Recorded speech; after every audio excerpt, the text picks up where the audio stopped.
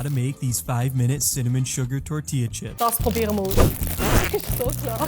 Zuerst kommen Toppings. Das Verhältnis zwischen Zimt und Zucker muss stimmen, weil dann schmeckt es wie Zimt- und Zuckercreme auf der Herbstmesse. Ja, ich bin Badlerin und ich bin stolz.